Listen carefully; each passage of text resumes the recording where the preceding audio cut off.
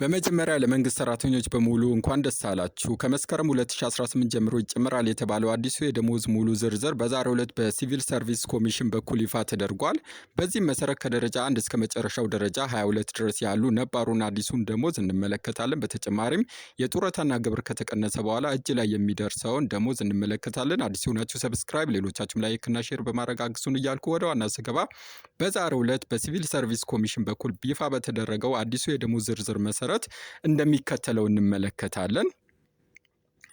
በበፊቱና በነባሩ ያለው ልዩነት በምናይ ሰዓት ከደረጃ 1 ስንነሳ በበፊቱ በደረጃ 1 መነሻ ደሞዝ 4760 የነበረው በአዲሱ ወደ 6000 ብር ከፍ ተደርጓል። እንደዛ ሁሉ ደረጃ 2ን በምንመለከት ሰዓት ደግሞ በበፊቱ 4929 የነበረው በአዲሱ ወደ 6365 ከፍ ተደርጓል። ደረጃ 3ን በምንመለከት ሰዓት በበፊቱ 5104 ብር የነበረው ወደ 6750 ከፍ ተደርጓል። ደረጃ 4ን ስንመለከት ደግሞ 5283 የነበረው ወደ 7159 ከፍ ተደርጓል። ደረጃ 5 ላይ ደግሞ ስናይ 5659 የነበረው በበፊቱ በአሁኑ 7589 ብር ከፍ ተደርጓል።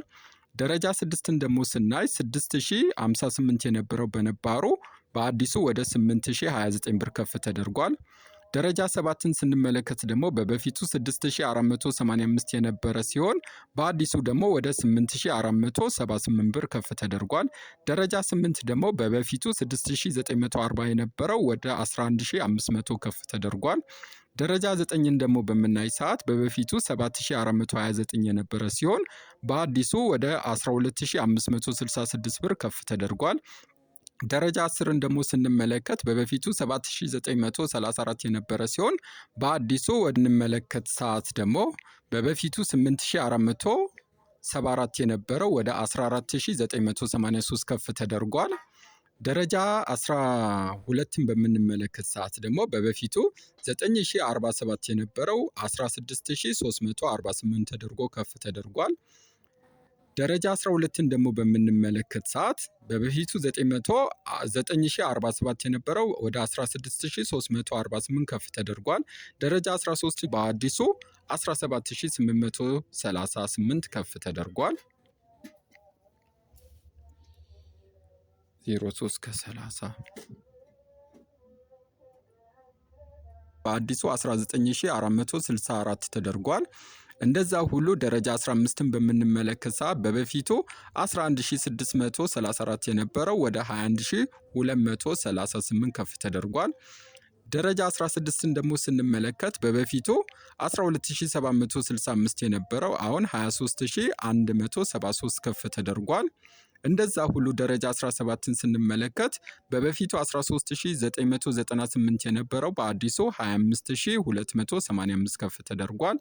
ደረጃ 18ን ደግሞ በምንመለከት ሰዓት በበፊቱ 15340 የነበረው አሁን 27019ን ደግሞ በምንመለከት ሰዓት 16738 የነበረው ወደ 30086 ከፍ ተደርጓል።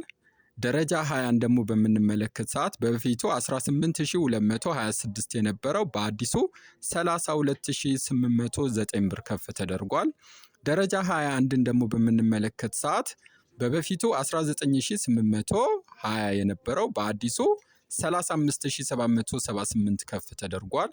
የመጨረሻውን ደረጃ 22 ደግሞ በምንመለከት ሰዓት በበፊቱ 21491 የነበረው በአዲሱ 39000 ምን ያክል እጃችን ላይ ይገባል ወደሚለው ደግሞ ስንመጣ እሱን ለማየት ደግሞ ያው ከደረጃ 1 እስከ ደረጃ 22 ያሉትን ስንመለከት ደረጃ 1 ላይ ያው ነባሩ ደግሞ 4760 እንደነበረና አዲሱ ወደ 6000 ከፍ እንደተደረገ ያው ከላይ አይተናል።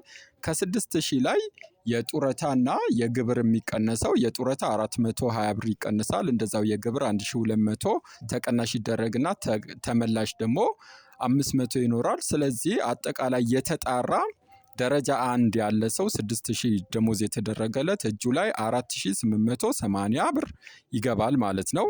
ደረጃ 2ን በምንመለከት ሰዓት ደግሞ አዲሱ ደሞዙ 6365 ነው። ከሱ ውስጥ የጡረታና የግብር የጡረታ 446 ሲቀነስና የግብር 1273 ተቀንሶ ተቀናሽ ደግሞ 773 ብር ተመላሽ ስለሚኖር የተጣራ 5146 እጁ ላይ ይገባል ማለት ነው።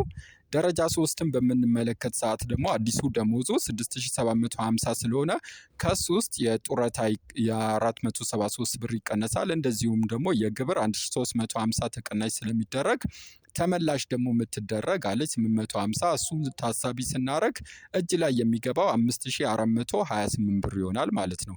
ደረጃ 4ን በምንመለከት ሰዓት መነሻ ደሞዙ ያው በአዲሱ 7159 ስለሚሆን ከሱ ውስጥ የግብር 501 ብር ሲቀነስና የገቢ ግብር ደግሞ 1790 ብር ተቀናሽ ተደርጎ ተመላሿ 850 ብር ታሳቢ በምናረግ ሰዓት እጅ ላይ የተጣራ 5718 ብር ገቢ ይሆናል ማለት ነው።